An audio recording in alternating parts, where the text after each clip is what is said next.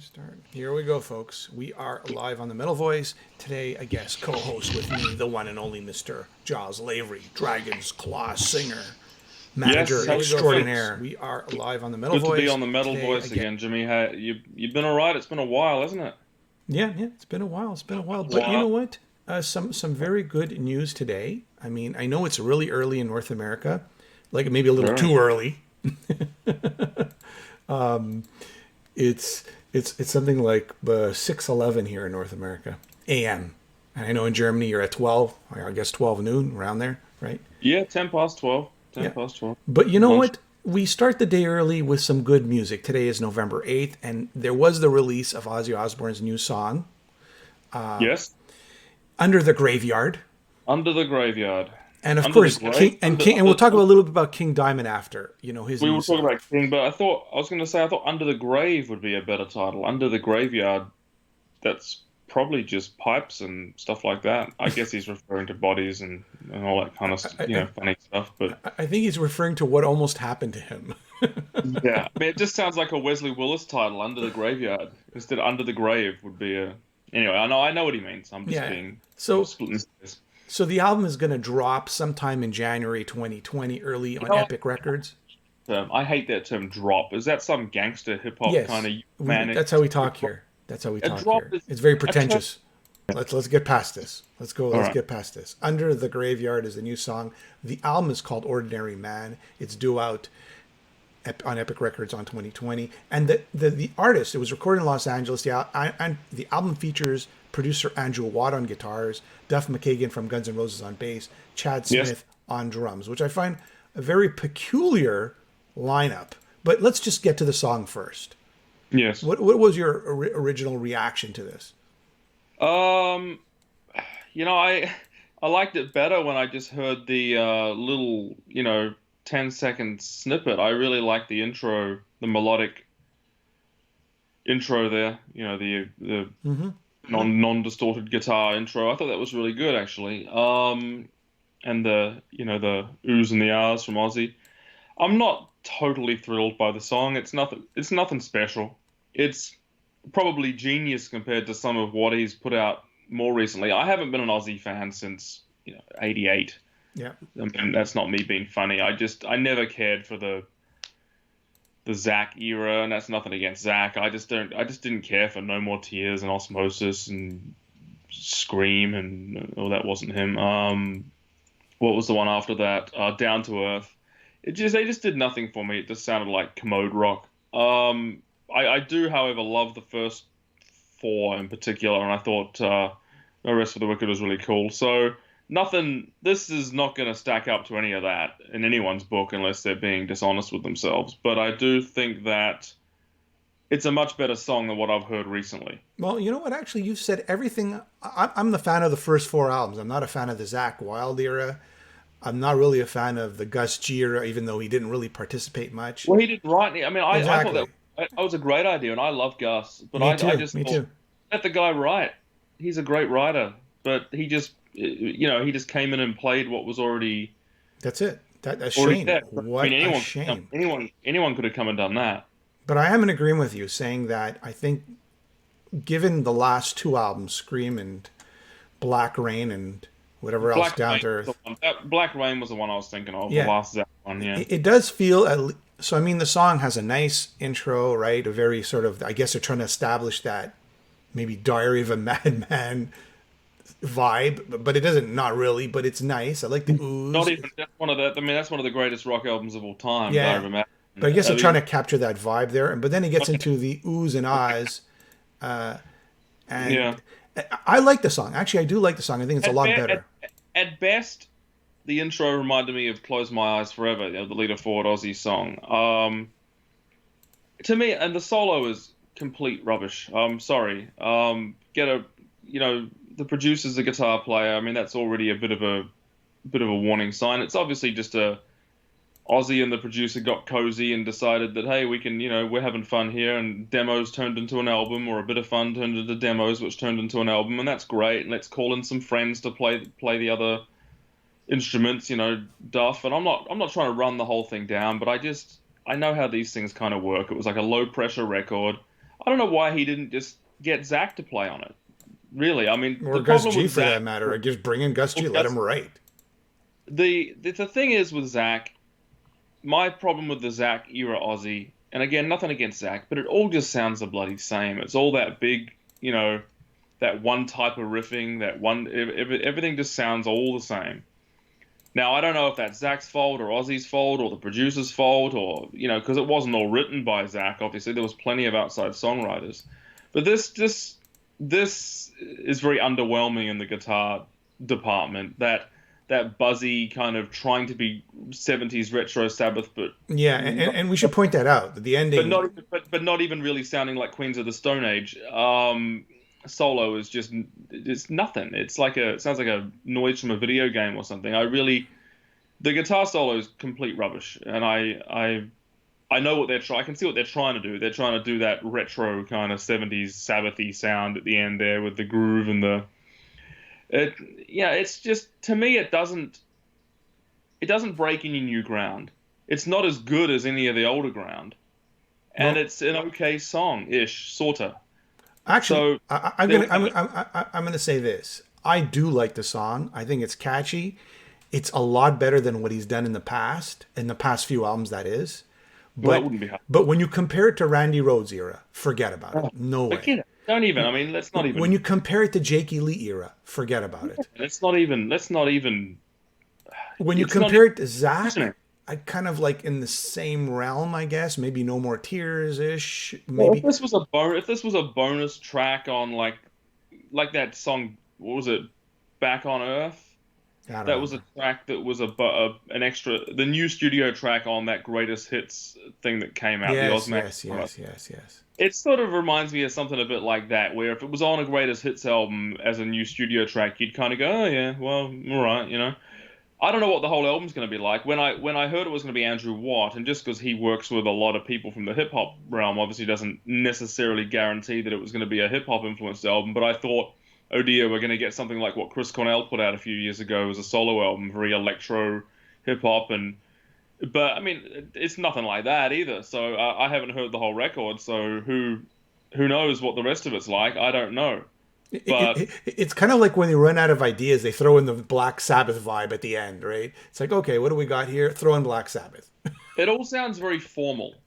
Like the producer in this case has been very aware of Ozzy's most successful stuff, and obviously the Sabbath thing. And he probably grew up as a Sabbath fan. I'm sure you'll read about that. And it all sounds it sounds a little contrived, if not very contrived in a way. Yeah, But but hey, maybe still, I'm I mean, if we maybe take the I'm being song, unfair. if Maybe we I'm being unfair. Maybe they just genuinely were having some fun, and these are the songs that came out. So, and this is one of them. well, definitely. If you look at the Aussie catalog, song for song, I mean, definitely it's so somewhere, I would say, in the middle of the pack versus on the higher end of the pack. Is it the worst song he's ever done? Absolutely not. No, I think you'd have to look at the last two records for that. Yeah, there you go. But I do think the production, it's a nice production. I mean, I mean, Ozzy's singing, he's melodic. It's a catchy song. I like it, and I think once the video is released, people will like it too. It's just they are trying to cash in on the, like you said, the retro. They're trying to cash in. It could be contrived. I definitely, Rick Rubin did the same thing with Black Sabbath, right? On I 13. know, and that awful album 13, and I don't know if there's even much to cash in. I mean, there's no albums aren't selling in the millions anymore. I think it's more a case of just perhaps pleasing the audience or getting some traction on the record, because everyone's going to be listening to it on Spotify anyway. And even I'm yeah, it's interesting because the production's great, the melody's great. It sounds good, and actually, I'm pretty surprised they didn't choose like a fast track. This is sort of like a mid-paced yeah, single, yeah, which is good. but It's different, right? it's very radio-y. It's very good for radio, whatever radio is these days. It's just which is nothing to do with rock really, but it is to someone like Ozzy Osbourne and his organization, they probably feel that this is a good song for Yeah, radio. yeah. I, Well, I, I'm not. I'm not saying it's horrible. I'm just not saying it's that. And for a guy that hasn't made a record in 10 years, this isn't the oh my god, wow, he's back single at all. Yeah, I mean, I don't think he can go back. We're beyond that. I guess he could if he really wanted to, but Well, you know what that would take? That would take so much someone. compromise from so many other musicians that he It would take dissed. someone with it. It would take a producer, and obviously a willing artist, but it would take a producer with a real vision, to go right. We're gonna try and not even recreate because that's the wrong approach, but we're going to do something of an equal quality as some of the classic records, and we're gonna do it now, and we're gonna do it with, obviously you've got to make it fit into modern times in some way, shape, or form. You can't just go and make a purely, retro album that's going to appeal to, you know, Yeah, again, that only appeals to a small percentage. It's like those guys that want to go out and make Yngwie Malmsteen sounding shred records. They sound very 80s, but still you're only appealing to a very small, um, percent of the population. You've got to be able to do something that re-energizes the fan base, like Judas Priest did with Firepower. Perfect example. yep. That example. And to leave off the lyrics here, I'll just read a couple of my misery owns me now under the graveyard. We're all rotting bones. Everything we are can't take it when you go.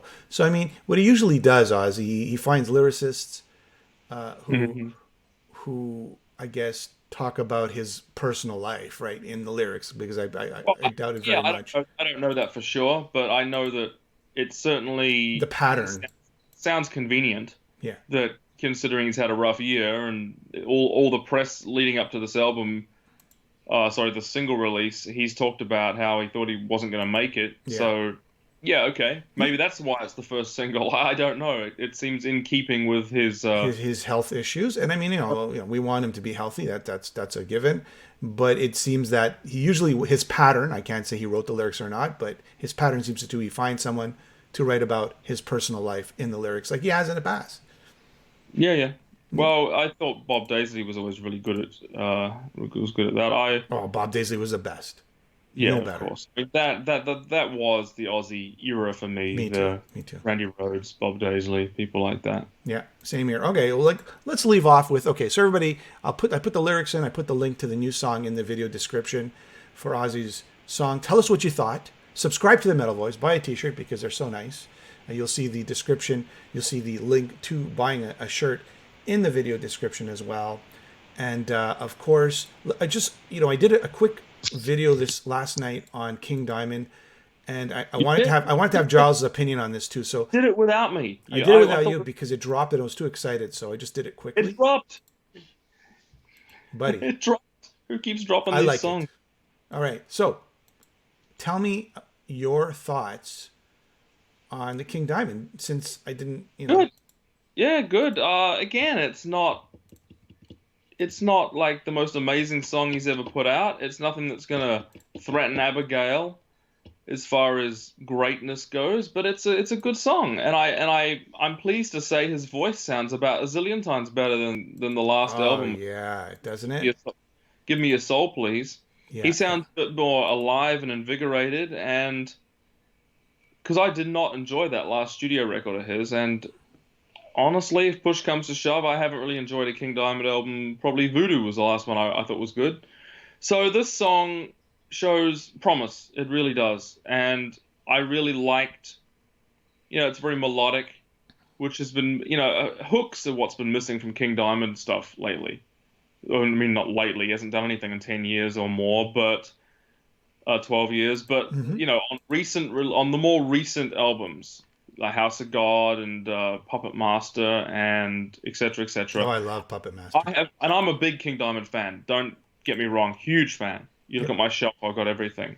But I have felt that hooks have been sorely lacking on the last 3 or 4 studio records. Now, the live DVD was fantastic. It shows obviously he's back with a bang in the live arena Yep. and playing to bigger audiences than ever, and seems to be more popular than ever. So that's fantastic for King. But again, the more recent studio stuff has not done anything for me. This new song sounds like a step back in the right direction. Absolutely, yes. Yeah, and his voice, like you said, even I remember Yeah. when he was touring on the last album, you could hear it. If you see the live clips, I His don't voice remember. was deteriorating slowly. Yeah. And that's what happens when you sing at that sort of high level for so many years. And he's been singing since the 80s, right? But I Well, think, he was smoking as well, and he said yeah, he yeah, quit smoking. He got himself together, and that's that's amazing. back to he said he's more healthy than he's ever been, and it certainly sounds like it because he's singing. His voice to me on that sounds Excellent. not too far from Spider's Lullaby kind of. He's knocked 20 years off. It sounds good. Yep, I agree. All right, everybody, there you have it. Ozzy Osbourne's new single is out, and the new album's coming out in 2020 January, early. January. January. So they said early, so it might be pushed. Who knows? Maybe till February, but whatever. Anyways, in 2020, early 2020, and of course, King Diamond. Very excited. The Institute, a new song is out. Thank you for your review there, Giles. Have yourself a wonderful day, everybody. Subscribe to the Metal Voice. Have yourself a wonderful, wonderful day or afternoon. Keep rocking.